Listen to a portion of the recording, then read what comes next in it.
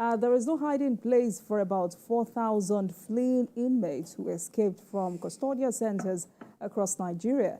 The Nigeria Correctional Service has stepped up efforts to recapture escaped inmates of the Suleja Medium Security Custodial Center in Niger State.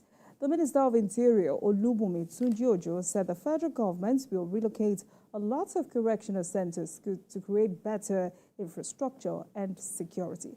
Tunji-Ojo made this pledge when he visited a custodial center where 119 inmates escaped following a rainstorm that damaged the facility. The minister said it is imperative to relocate some correctional centers to a more conducive environment. I may want to start with you, Adeoye. Well, I think the recent case was caused by natural phenomenon.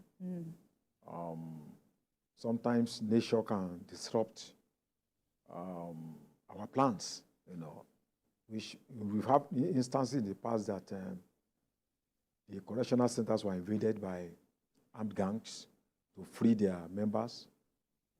But in this case, it's a case of natural disaster that led to the escape of the inmates, And I'm happy that the minister seems to now understand that this has raised so many issues about security of inmates and the implication of people escaping without being found.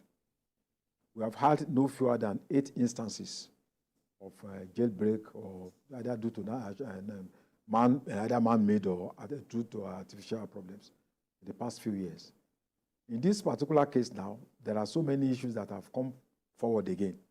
First of all is the fact that most of the correctional centers we have in the country, I think there are about 240 of them, they are overcrowded.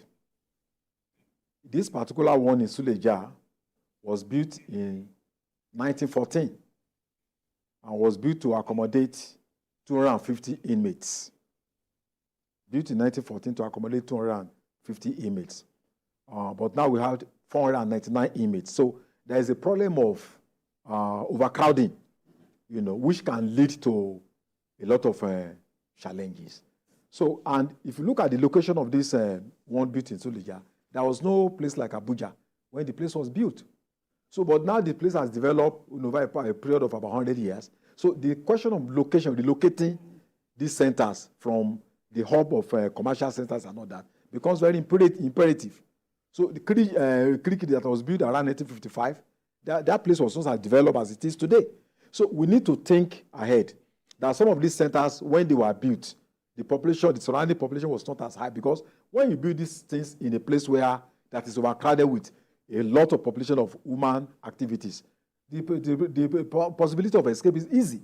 So there is the need to relocate them, and also to ensure that we build more correctional centers to accommodate the 77,000 inmates that we have. And also the judicial system has to be reformed, because most of these people are awaiting trial out of the 77,000 that we have in the country. That's why we have a lot of people, a lot of centers that are overcrowded.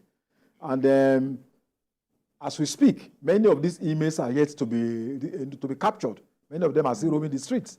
So in terms of data collection, so that we can trace them easily, I think it's a problem that the government needs to address quickly. Okay, this is not the first time we'll be talking about the physical conditions of prison facilities in Nigeria. But when issues like this happen, we act brand new. Yes, where prisons have exceeded, in some cases, exceeded their capacity by more than 50%. We have this kind of situation. It will be difficult to stop them.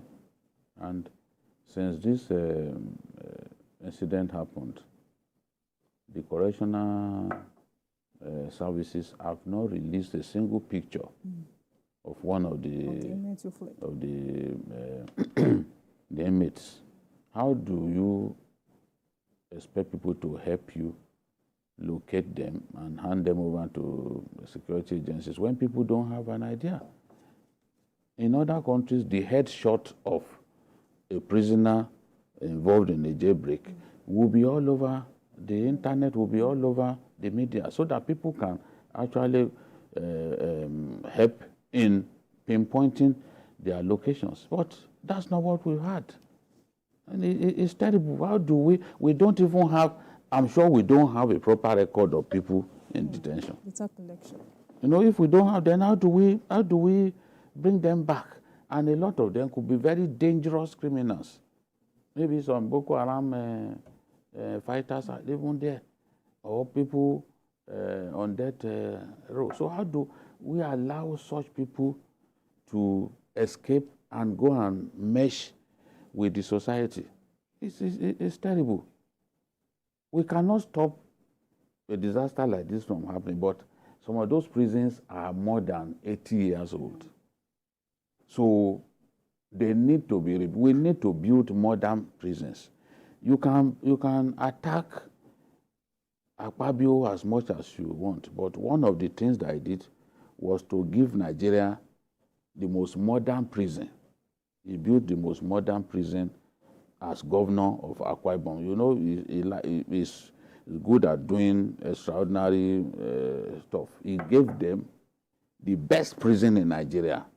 Akpabio gave them, in addition to other things that he did.